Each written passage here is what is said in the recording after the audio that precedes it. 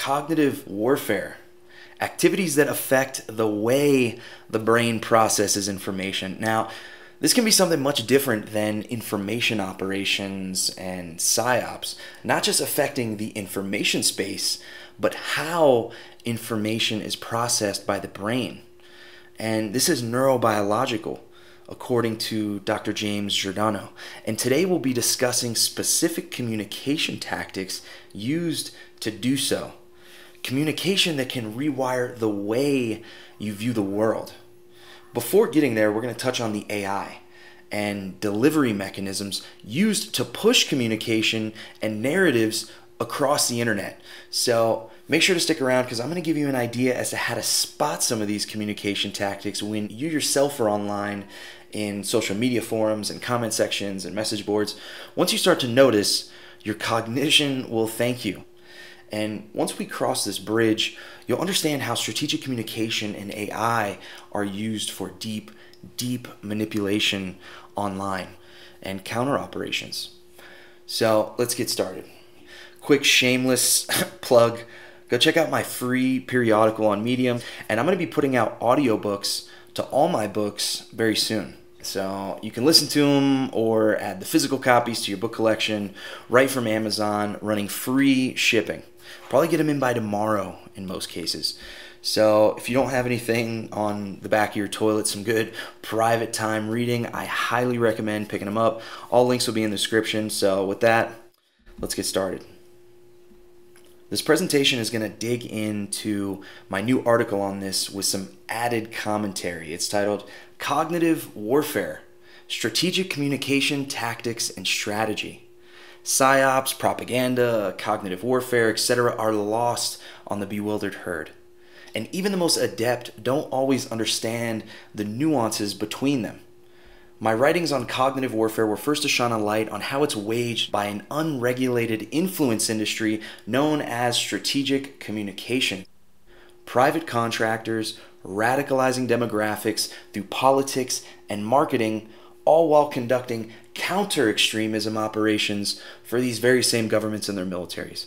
This industry has quietly created a self-sustaining economy of political conflict and its resolution, or perception thereof.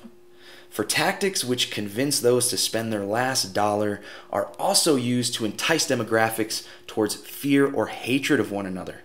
Through open source NATO military and government documents, along with congressional and parliamentary testimony, I've gone a great length to present the long history of this being conducted using AI predictive models and big data. If you're curious to know more about this, check out my book titled History of Behavioral Engineering, Eugenics, the Mental Hygiene Movement, and the Tavistock Institute. Cognitive warfare can be defined as any actions that generate effects on the cognitive space. It doesn't necessarily aim to change what audiences believe to be true, as do information operations such as PSYOPs through propaganda. Rather, its objectives are to shape cognitive brain function, the actual lens through which we all view the world. Heuristics, biases, etc. As cited in my previous works, these effects can be achieved by micro-targeted messaging online, leaning on mental health and biometrics, algorithmic segregation of demographics online using suggested media, algorithm hacking, etc., echo chambers, and specific communication techniques like memes, attitudinal inoculation, etc.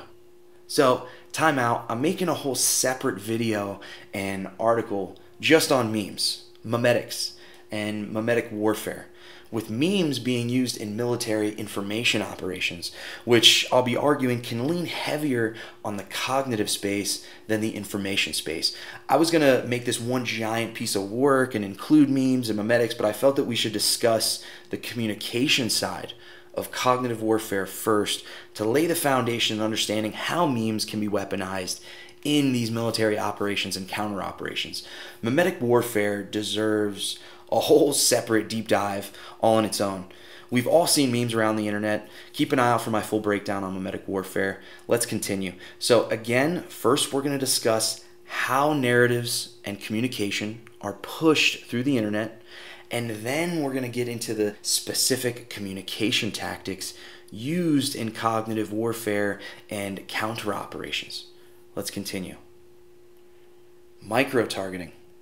Humans are consumers. As a species, it's what we do best. If you have consumed anything or performed an action online, from shopping to political contributions to even clicking links or liking posts, then data brokers and tech networks likely have a dossier on you, and you're likely being micro-targeted.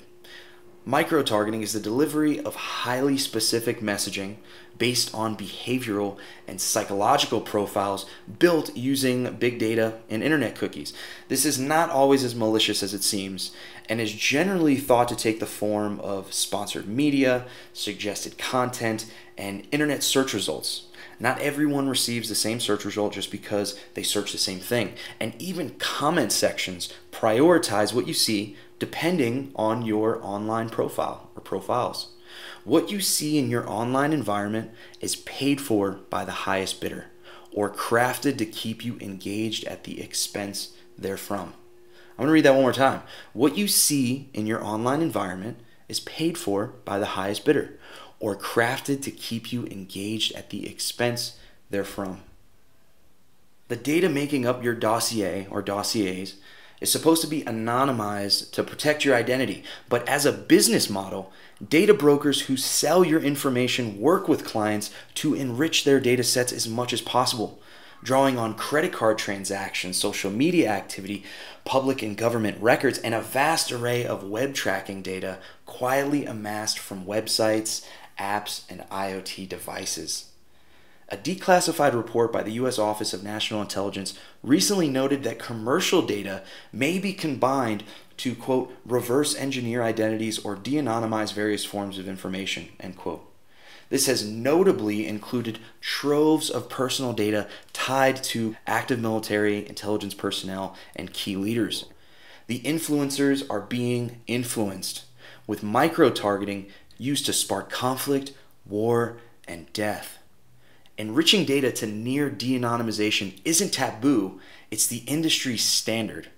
So between the data, which make up the profiles, informing who and when to target, how does all of this come together? The micro-targeting systems and data sets held by advertisers, marketers, bad actors, and Stratcom contractors sit on top of one or more demand-side platforms, or DSPs, such as Google's DV360, The Trade Desk, etc., among dozens more. These DSPs then act as the middleman, communicating with multiple ad exchanges, OpenX, PubMatic, Xandr, etc., to find spaces online where their clients can micro-target specific users and demographics using these layered systems. The entire algorithmic infrastructure of the internet is designed to get you to consume and perform an action. And the heart of all of this is communication. But not everyone is trying to sell a product or service, and not all communication is done through recommender algorithms. Inside and outside of DSP pipelines, bots and human change agents are another aspect of strategic communication and cognitive warfare. Bots and human change agents. Bots are automated agents used to mimic human activity online. They're used by Stratcom contractors and other actors in multiple ways. Bots can create an environment of perceived consensus, shaping what the public and key leaders perceive as common sentiment. This can be done by artificially increasing internet traffic towards narrative-driven content and influencers, also known as astroturfing. And when used with DSPs to cross-recommend this content, it creates an ecosystem of narrative constellations that surround specific demographics. And wherever this is occurring on the internet, it then affects the native algorithms and begins naturally recommending this consensus to lookalike audiences. This is cohort-based grouping. For this is how online echo chambers are created. Bots are also utilized by this milieu to deliver direct messaging across social media forums and comment sections. This is done not only to advance narratives and perceived consensus, but to also test messaging among the targeted audience. This sentiment detection from bot and human interactions then informs further segmentation and microtargeting. But what do these interactions look like? To understand how bots and human change agents socially communicate online, it's important to first note how marketing fundamentally operates. The seller is always looking for buyers. If nobody's buying it, then the seller can't sell it. This is across the board, all the way down to narratives and politics, where politicians generally micro-target their own party. This is aside from the movable middle, despite the contrary belief that one's own party would never do that to them. It's through this lens that bots are trained to read the room, so to speak. The intent is to reinforce and strengthen biases and heuristics rather than nudge them towards opposing opinions. Pushing individuals toward the extremes of their current beliefs have proven to be much more successful than the latter. To those ends, the first ingredient is drawing on emotion. The strongest emotions like fear, anger, disgust, etc. are most likely to trigger behavioral change, leading targets to perform an action. Other ingredients to this are the layered delivery systems we discussed above, used to identify, analyze, and micro-target audiences. DSPs, bots, target audience analysis, data management platforms, ad exchanges, etc. But the vidall that binds these elements together are the communication techniques that can strategically engineer these cognitive changes to occur. So, time out. The next section here is communication theory. And this is the most underpublished aspect of this type of warfare, and to me, the most fascinating. Apart from the effects of information bubbles and online echo chambers, communication is really ground zero for how cognition can be shaped, for better or for worse, and not just in warfare settings, but marketing and politics. Communication cuts directly through the heart of messaging in all formats, whether it be video, pictures, words, spoken and written. That's why communication theory and the communication tactics we'll be talking about shortly also correspond to memetics and memes, and how memes are weaponized in warfare.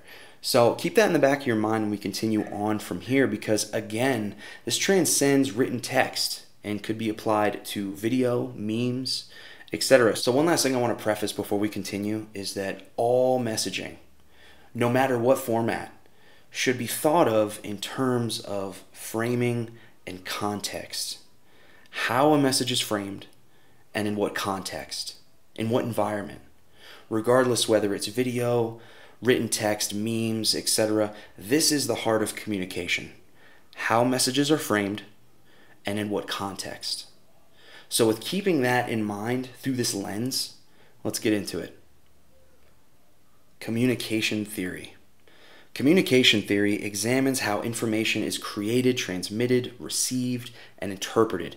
At its core, it looks at how messages influence perception and behavior.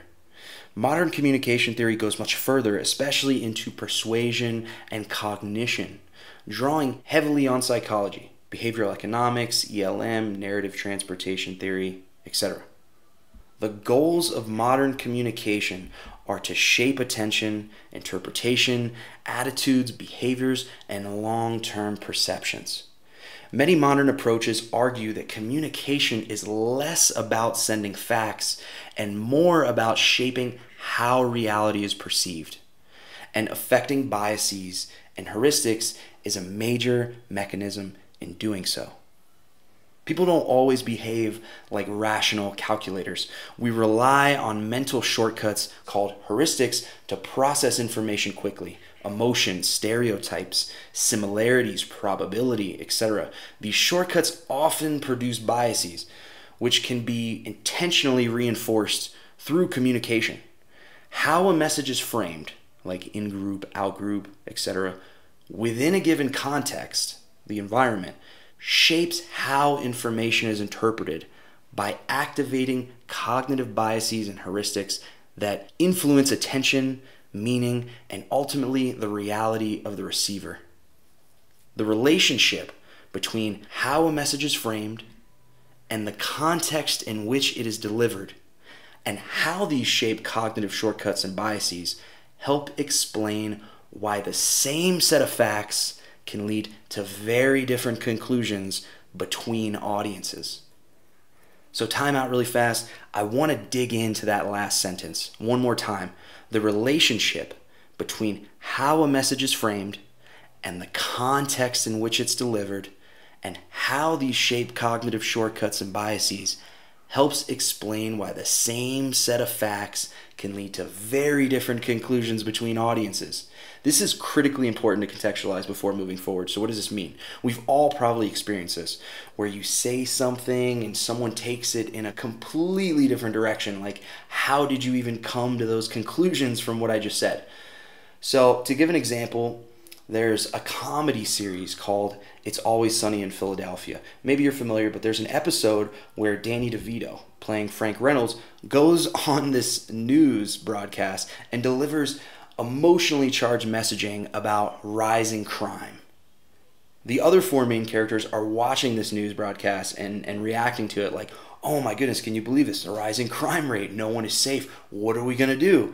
So they all think they're coming to the same conclusion before two of them say the answer is less guns on the street, and the other two think that there should be more guns on the street to prevent it. The age-old Second Amendment debate.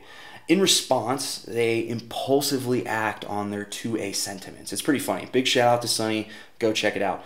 So what we're seeing with that is the quintessence of what we're talking about here. Framing and context of messaging, triggering cognitive biases through heuristics, mental shortcuts, to ultimately perform an action. But what's so important about that example is it demonstrates how the same messaging, the same emotionally charged framing, led to two completely different reactions. Why is that? Context, the environment, the audience who was receiving Danny DeVito's messaging, which includes factors like psychological and cultural identity of the audience. And any demographic you can think of are now identified and targeted online by various actors within this near trillion-dollar influence industry across multiple sectors: politics, advertising, warfare. So media has come a long way since the days of television indiscriminately blasting propaganda. It's the age of microtargeting.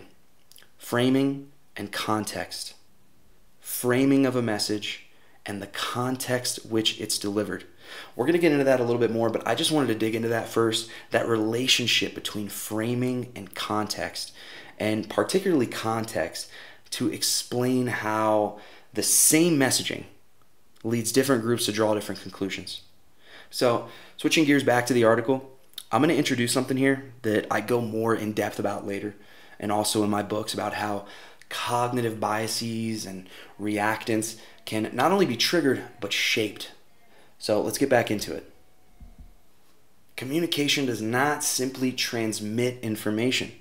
It can shape how that information is processed, what is given weight, and how it ultimately weaves into existing beliefs and identity. Deeper than shaping beliefs, exploiting this dynamic can systematically influence the cognitive processes through which information is evaluated and resisted, as described by agenda setting theory, social identity theory, illusory truth effect, etc. And within this broader landscape, attitudinal inoculation plays an important role in understanding how cognition can be shaped through this dynamic. Attitudinal inoculation and strategic communication. Understanding attitudinal inoculation is crucial in examining effects of cognitive warfare and strategic communication. The use and effects of inoculation in these communication strategies are not only supported by open source NATO writings, but congressional and parliamentary testimony by those close to the methodologies. Inoculation theory is a social, psychological / communication theory that explains how attitudes and beliefs can be protected against persuasion or influence.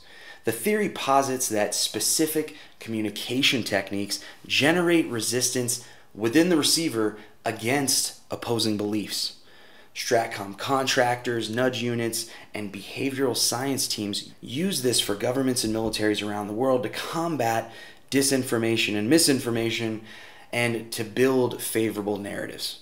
But the same influence industry also uses it on behalf of politicians and bad actors to seed disinformation, radicalize, and build destructive narratives.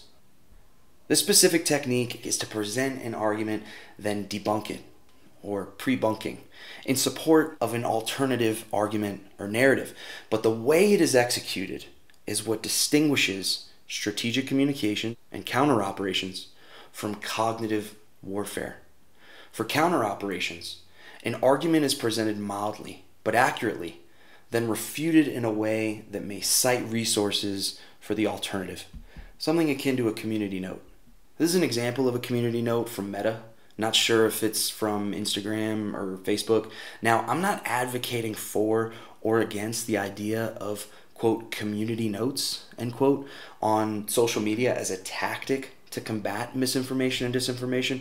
We're strictly looking at the messaging here, the framing and context. The original poster of the thread wrote about how the NFL is breaking records with how much action they're taking against corrupt referees with pink slips, which is a formal termination, fired. And the comment we're looking at here, the community note, replies, criticizing how football games get officiated is just as much a national pastime as watching them. But there haven't been any announcements of any terminations of referees for corruption during the 2024 season. And then it provides a link. When the framing is objective and moderate and contextually unconstrained, the messaging promotes critical thinking and cognitive flexibility. This communication technique actually strengthens the internal cognitive processes that determine how you interpret information, evaluate arguments, and defend your beliefs, promoting deductive reasoning, inductive reasoning, syllogisms, etc. In this sense, attitudinal inoculation builds cognitive antibodies, so to speak. Attitudinal inoculation and cognitive warfare. So, before we get into this next section, I want to add something here. It's been established that the model for how this has been weaponized by top stratcom contractors and bad actors is through attitudinal inoculation and fear-based, anger-based messaging, and delivered through micro-targeting AI, bots, change agents, etc., to shape biases and heuristics with the explicit purpose of causing chaos in politics and warfare. That is what was documented as having happened through top contractors like SCL Group, and that is what I've modeled here, is the communication tactics that would need to be leveraged to do this, as documented in all the supporting works on communication theory. This is the only place discussing any of this. Share this, like, subscribe, support any way you can. Let's continue. Attitudinal inoculation and cognitive warfare. Emotional attachment often overrides rational evaluation for a hefty percentage of the population, and strong emotions aligned with identity and beliefs make contrary evidence and opinions feel threatening. Avoiding emotional or psychological reactance can be seen as one of the most important considerations distinguishing strategic communication from cognitive warfare. For this reason, anger or fear-based messaging associated with identity or ideological narratives is when inoculation begins to achieve much more dangerous effects. For those ends, rather than being framed mildly and accurately, an argument is oversimplified, generalized, or misrepresented altogether. And absent of citing resources for the contrary, constrained context is used to shift the receiver's cognition to motivated reasoning, drawing on preferred conclusions. This makes the receiver more likely to accept flawed arguments or logical fallacies as plausible or sufficient when it supports their prior beliefs. Through a lens of motivated reasoning, the receiver becomes less likely to evaluate facts and evidence objectively, and opposing views thereafter may cause a backfire effect, pushing them further into their beliefs and biases, even in the face of empirical facts. Rather than objective reasoning, this trains cognition to view events, information, and narratives through an emotional lens of biases and heuristics. Confirmation bias, identity protective cognition, affect heuristic, representativeness heuristic, etc. In turn, This dynamic creates and intensifies self-reinforcing feedback loops, where biased thinking reshapes an individual's information environment, and that environment then strengthens their original biases and heuristics. Echo chambers, perfect example. Self-reinforcing feedback loops. How a message is presented and in what environment affect how it's understood. And there are endless ways to frame a message in endless environments. So as with other techniques of behavioral change, strategic communication used in cognitive warfare works probabilistically, not deterministically. Although AI predictive analytics has fine-tuned odds of success. But to demonstrate, we'll look at a couple near identical comments posted by the same anonymous user on a popular social media forum. While both comments taken together seem to fit the MO of a sentiment bot or a human change agent, I won't go so far as definitively stating that's the case. I'm only presenting these examples insofar as they demonstrate the aforementioned methods. The context and framing are what we're going to be examining, with the latter including devices such as fallacies to trigger and in turn shape biases and heuristics. To set the context, the online forum where these comments were published is primarily conservative and libertarian leaning. Comment A was in response to a thread alleging a rising surveillance state through the constituency of President Donald Trump, also noting the notorious Republican stance against big government. The original poster of the thread was anonymous as well and gave no mention of his voting history or party preference. Here's the comment responding to that post. Comment A, quote, "Color me skeptical when the people who voted for Kamala to keep the borders open and illegals flowing in are suddenly concerned that Trump wants to chip my brain, LOL. I mean, asshole, I'm supposed to somehow believe you voted for Trump and are disgruntled MAGA, LMFAO." The first thing to note about comment A is that it's rhetorical and just as much addressed to the overwhelming conservative and libertarian audience as it is to the author of the thread.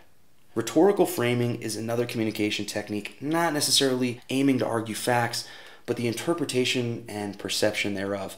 Next to stand out is the misrepresented framing of ops grievance, dismissed as the ravings of an out-group political affiliation.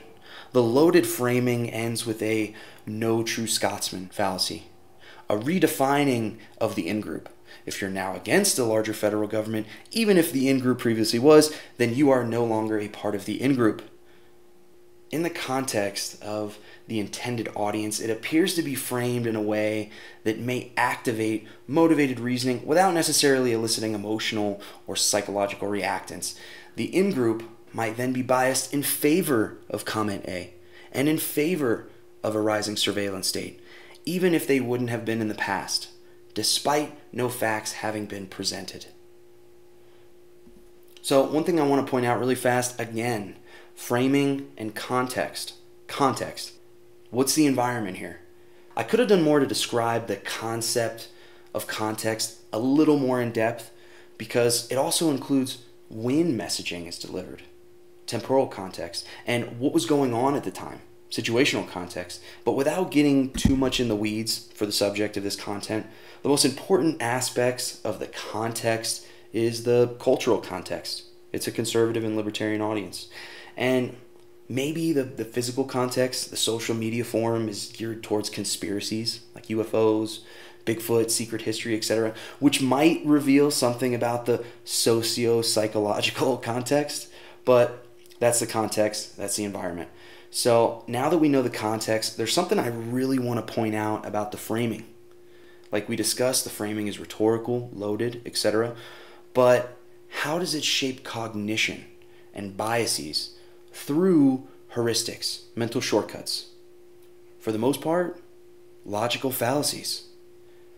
Logical fallacies are incorrect reasoning, where the math of an argument just doesn't add up, even though it feels correct on the surface. And remember we talked about those mental shortcuts, heuristics. Well, fallacies trick these shortcuts by making weak arguments look like safe, easy, obvious conclusions.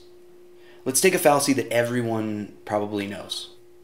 Ad hominem, where instead of attacking your argument, they shift to insulting you in order to mock or dismiss you and your argument. Psychologically, the ad hominem fallacy is linked to a cognitive bias known as fundamental attribution error. This is a bias that describes our tendency to weigh information based on someone's character, while at the same time ignoring situational factors when we make decisions and come to conclusions. It's so if someone was reading in on this comment, they might be inclined to say, I'm not going to believe this guy, he's an asshole. So by exploiting the fact that the human brain is wired for fast, low energy answers, stacking logical fallacies like this over time shape mental patterns and biases by transforming temporary errors in reasoning and logic into permanent automated neural shortcuts.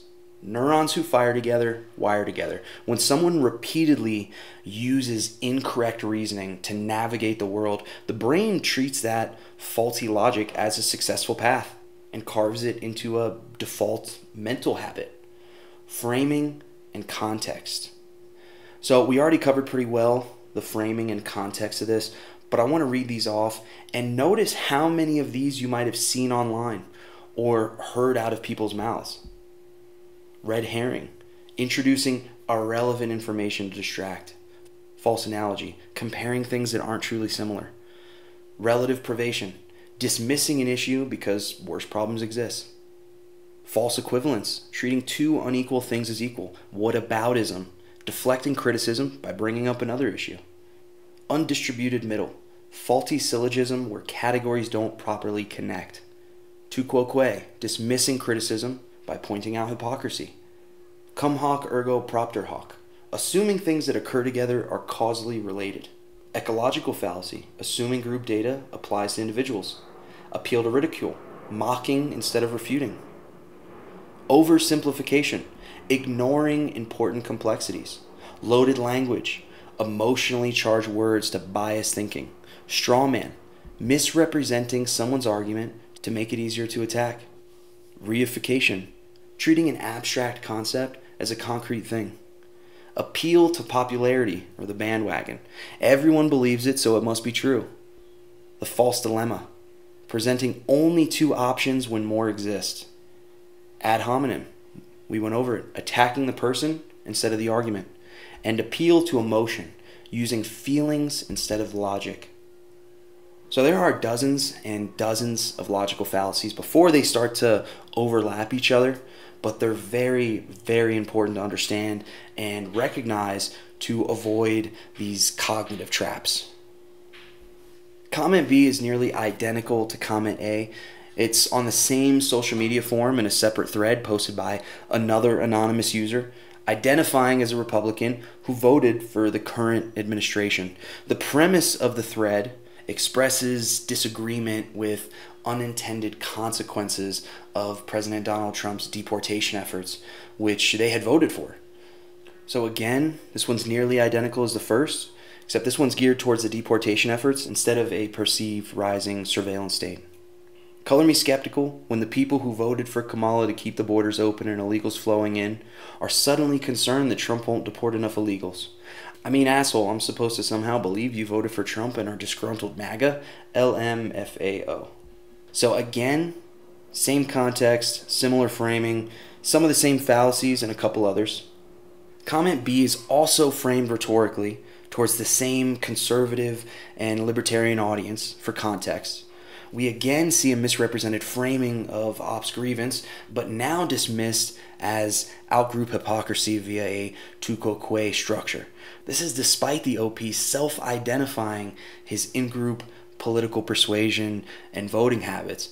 This loaded language again leans on an appeal to popularity, framed in a way that may activate motivated reasoning and possibly evoke emotional or psychological reactance within this demographic. The in-group might then become biased against any criticism of the current deportation efforts, even if they were at least receptive to them in the past, despite no facts having been presented. Final thoughts. Awareness is protection. Being forewarned about these tactics means being forearmed against them. Within your online social circles, be mindful of emotion-based messaging and arguments supported by logical fallacies. Learn all logical fallacies and train yourself to spot them. Understand framing and context and how they can trigger and shape your biases and heuristics. Objectively hold yourself to the same ethical standards as journalists before believing anything. At least 2 primary sources with direct attributions, no anonymous sources. Due diligence is key. And be mindful of the feedback loop. For what you receive and contribute online influences future communication. So be as mild and accurate as possible when doing either. And awareness only means half as much if you don't spread the message. The herd doesn't have to remain bewildered. Thanks so much for tuning in, everyone. Like, subscribe, comment, check out my books and Periodical for more information. See you next time. Don't forget to check out the Bookstore. Running deals offering free shipping. And there's a little something in there for everyone. Mind control experiments, eugenics, artificial intelligence, PSYOPs. So make sure to grab one for your collection. And definitely tune into my Periodical over on Medium. It's completely free. No paywall. You're more than welcome to stop by at any time. I'll leave all the links to everything down below. Your interest in these topics, it really means a lot.